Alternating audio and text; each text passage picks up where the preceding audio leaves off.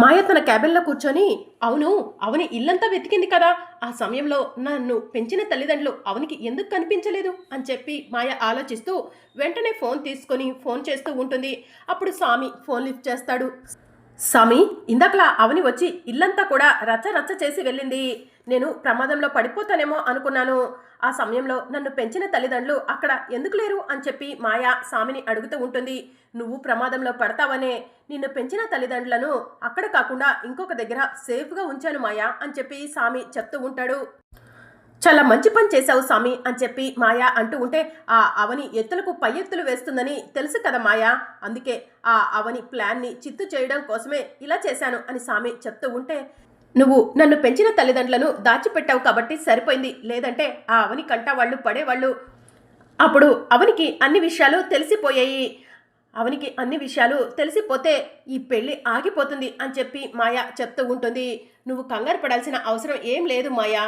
నా మాయాదళం నీ తెలివితేటలు రెండూ కలిస్తే ఆ అవనిని చిత్తుగా ఓడించవచ్చు. ఆ తరువాత మనం అనుకున్న పని పూర్తయిపోతుంది అని చెప్పి స్వామి మాయకు చెప్తూ ఉంటాడు. జై జట అని చెప్పి మాయ అంటూ ఉంటుంది. జై జట అని చెప్పి స్వామి కూడా అంటూ ఉంటాడు. ఇక వాళ్ళిద్దరూ అలా మాట్లాడుకుంటూ ఉంటే శశిధర్ మాధవి షాకింగ్గా చూస్తూ ఉంటారు. మరోవైపు వేదవతి, శ్రీకర్, ప్రసాదరావు ముగ్గురు కలిసి అవని ఇంటి దగ్గరకు వస్తారు. అవని అవని అని చెప్పి వేదవతి పిలుస్తూ ఉంటే అవని డోర్ ఓపెన్ చేస్తుంది. వేదవతి వాళ్ళను చూసి వాట్ ఏ ప్లజెంట్ సర్ప్రైజ్ అని చెప్పి అంటూ ఉంటే, ఇంటికి వచ్చిన వాళ్ళను లోపలికి రమ్మంటాం సంస్కారం అనుకుంటా అని చెప్పి వేదవతి అంటుంది. మీరు షాకింగ్గా వచ్చేసరికి నేను ఆ మాట చెప్పడమే మర్చిపోయాను అత్త, లోపలికి రండి అని చెప్పి అవని అంటుంది. ఇంకా వేదవతి వాళ్ళు లోపలికి వెళ్ళగానే ఎదురింటి వాళ్ళు దారి తప్పి వచ్చినట్టున్నారు అని చెప్పి సుజాత అంటూ ఉంటే, అంత తెలివి తక్కువ వాళ్ళు ఎవరూ లేరులేండి సుజాత గారు అని చెప్పి అర్చన అంటూ ఉంటుంది. చెప్పత్తా, సడన్ గా ఏంటి ఇలా వచ్చావు అని చెప్పి అవని అడుగుతూ ఉంటుంది. మా కనిష్ట పుత్రుడు శ్రీకర్కి మాయకు మా పల్లెటూరిలో మా సౌగ్రహం నందు 10వ తారీఖు పెళ్లి.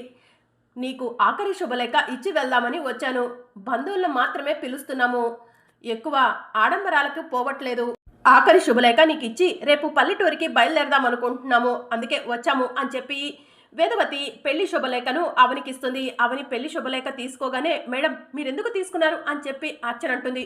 అయ్యో అలా అనకూడదమ్మా, పెళ్లి శుభలేఖ ఇస్తుంటే తీసుకోవాలి అని చెప్పి అవని అంటూ ఉంటే, అర్చన చెప్పిందే కరెక్ట్ అవని అని చెప్పి సుజాత అంటుంది. వాళ్ళు ఎంతో సంతోషంగా పెళ్లి శుభలేఖ తీసుకొస్తే మనం కాదని ఎందుకనాలక్క అని చెప్పి అవని అంటూ ఉంటే, సుజాత అర్చన కోపంగా వేదవతి వాళ్ళ వైపు చూస్తూ ఉంటారు. ఇక అవని పెళ్లి శుభలేఖను తీసి చూస్తూ ఉంటుంది. పక్కపక్కమని నవ్వుతూ ఉంటుంది. ఎందుకు అంత వెటకారంగా నవ్వుతున్నావు అని చెప్పి వేదవతి అడుగుతూ ఉంటుంది. పెళ్లి అయ్యే సూచనలు ఈ కార్డులో ఏమైనా కనిపిస్తున్నాయా అత్త అని చెప్పి అవని అంటుంది. అవని నిన్ను చూస్తుంటే నాకు ఆశ్చర్యంగా ఉంది.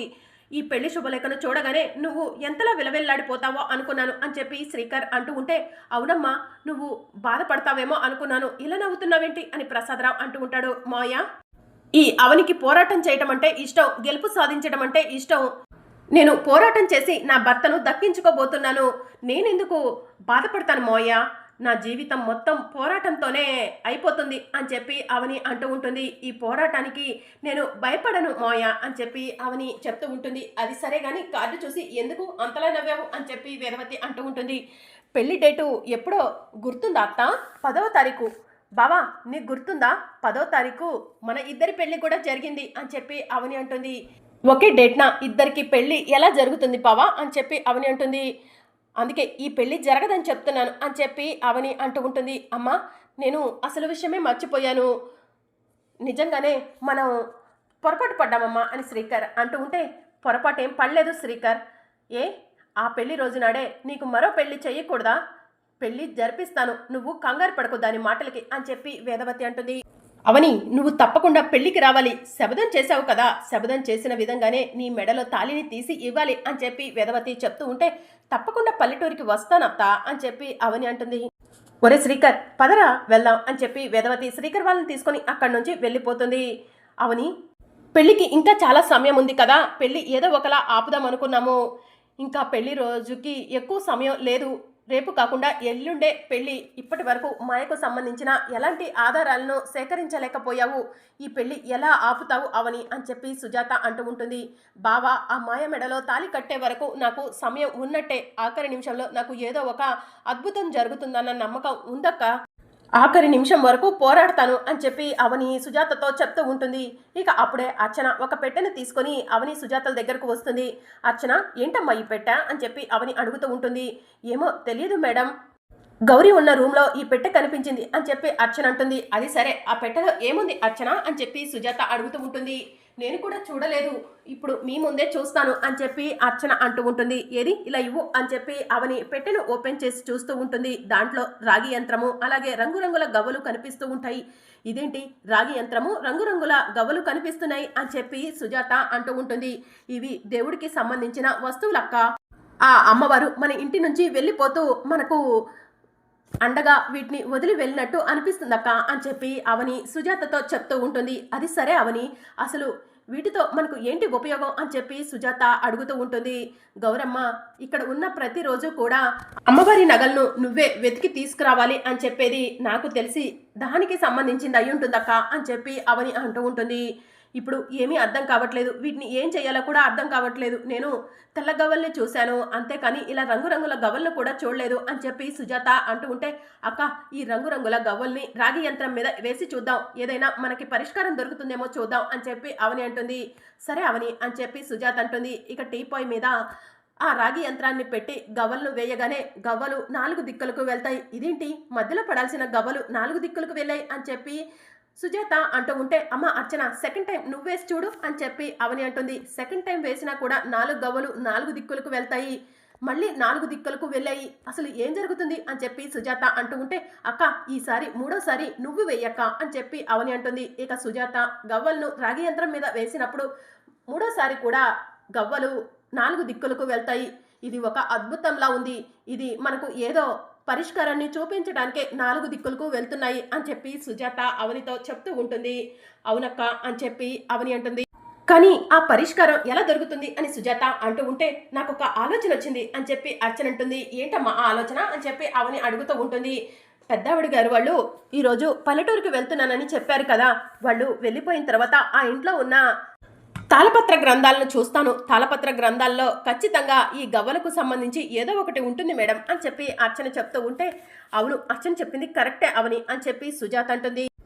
ఇక మరోవైపు వేదవతి వాళ్ళు పల్లెటూరికి బయలుదేరుతూ ఉంటారు. ఇక అప్పుడే అవని, సుజాత, అర్చన ఎదురుగా వస్తూ ఉంటారు. ఆల్ ది బెస్ట్ అత్త అని చెప్పి అవని అంటూ ఉంటే, శుభమా అని పెళ్లికి వెళ్తుంటే 3 పెళ్ళిళ్ళు ఎదురొచ్చాయేంటి అని చెప్పి వసంత అంటూ ఉంటుంది. 3 పెళ్ళిళ్ళు ఎదురు రావటం మంచిదే వసంత గారు అని చెప్పి నిహారిక అంటుంది. అంతే, నిహారిక చెప్పింది కరెక్టే అని చెప్పి అవని అంటూ ఉంటే, అవని అంతే అందంటే దాని వెనుక ఎన్నో అర్థాలు ఉన్నాయి అని చెప్పి పెద్దిరాజు అంటూ ఉంటాడు.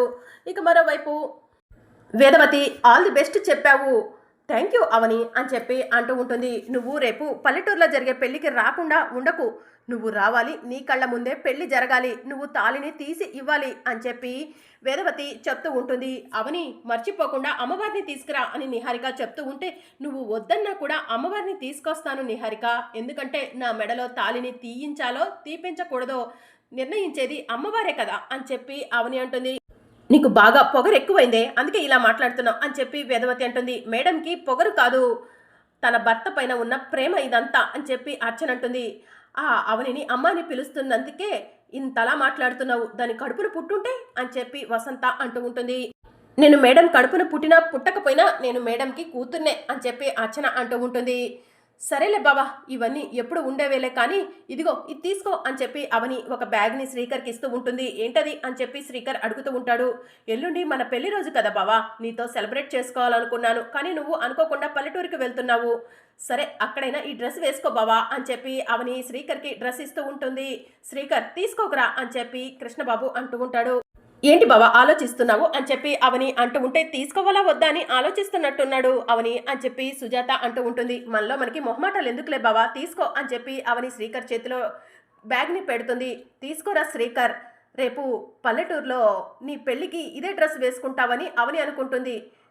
అక్కడ పల్లెటూరులో అవని ఇచ్చిన డ్రెస్ కాకుండా పెళ్లి డ్రెస్ వేసుకొని అవనికి నువ్వు షాక్ ఇద్దు గాని అని చెప్పి వేదవతి అంటుంది.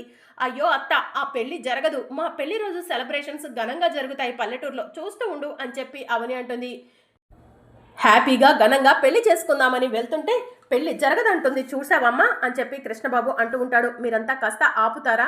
మన అందరి ఆలోచనలు ఒక్కో రకంగా ఉన్నాయి, కానీ అవని ఆలోచన మాత్రం ఒక విధంగానే ఉంది. మన అందరికీ మధ్యలో అమ్మవారు ఉంది, అమ్మవారు ఏం చేస్తుందో చూద్దాము అని చెప్పి ప్రసాదరావు అంటూ ఉంటాడు. ఇంకా అప్పుడు శ్రీకర్, అవని నీకు ఇప్పటికీ కూడా అవకాశం ఉంది, అక్షయ్ను వదులుకుంటానని చెప్పు.